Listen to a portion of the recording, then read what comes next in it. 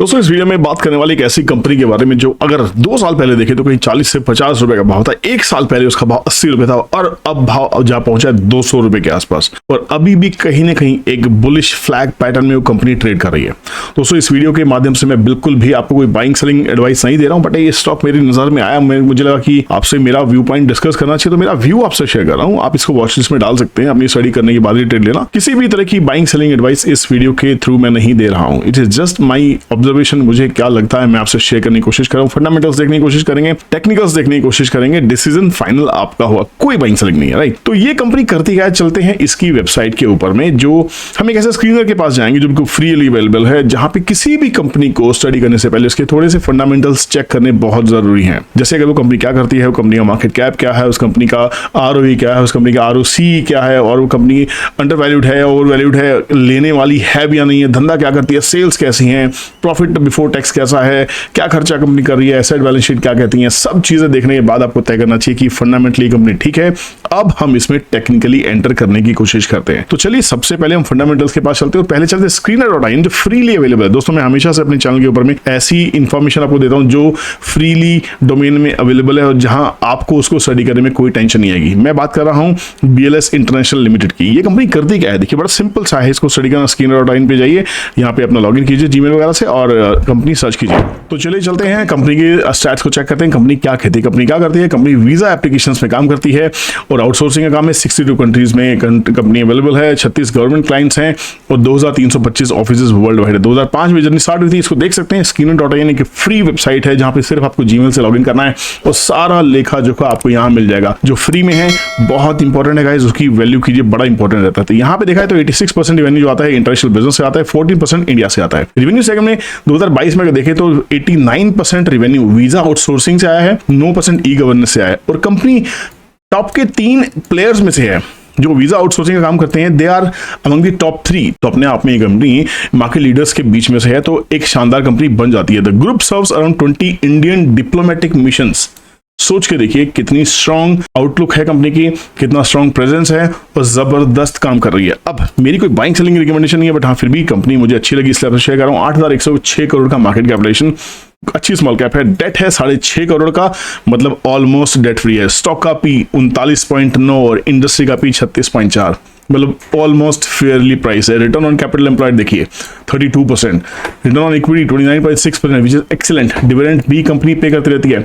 Life time लो 83 rupees का है, life time high 209 rupees के आसपास है। अभी कंपनी चल रही है 197 रुपीज के आसपास में। तो यहाँ कंपनी का कैश इक्विवेलेंट है 476 करोड़ के, मतलब कंपनी में डेट है ही नहीं, ऑलमोस्ट नहीं, कंप्लीटली डेट फ्री।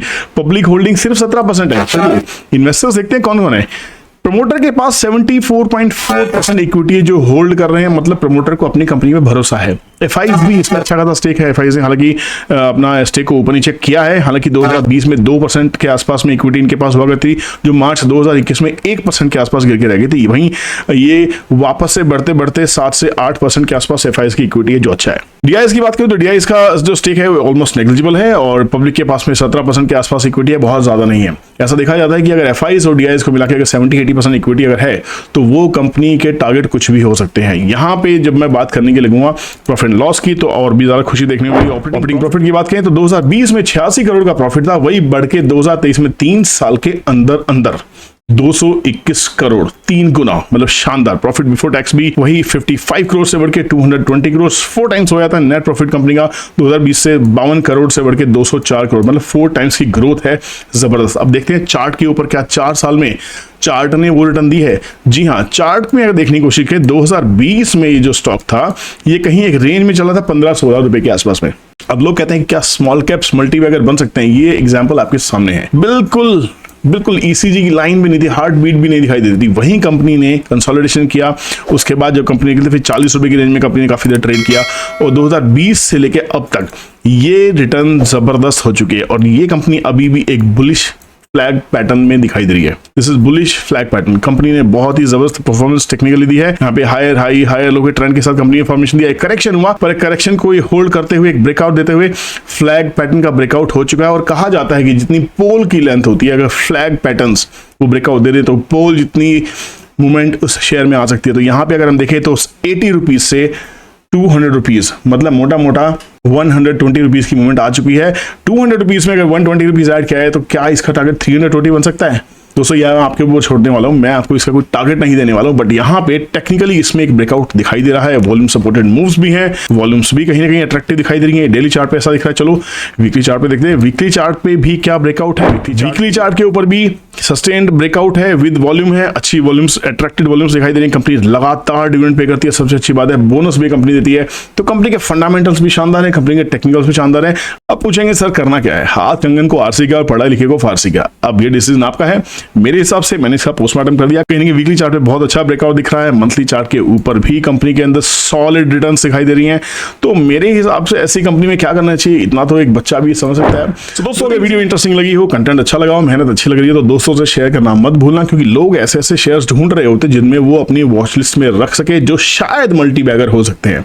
तो दोस्तों शेयर कीजिएगा, वीडियो को लाइक अभी प्रेस कर दीजिए, और चैनल को अगर अभी तक सब्सक्राइब नहीं किया है तो you are missing on something. Please press the bell notification as well, otherwise you will miss the opportunities. Take care, मिलते हैं किसी नेक्स्ट वीडियो में। बाय बाय, जय हिंद।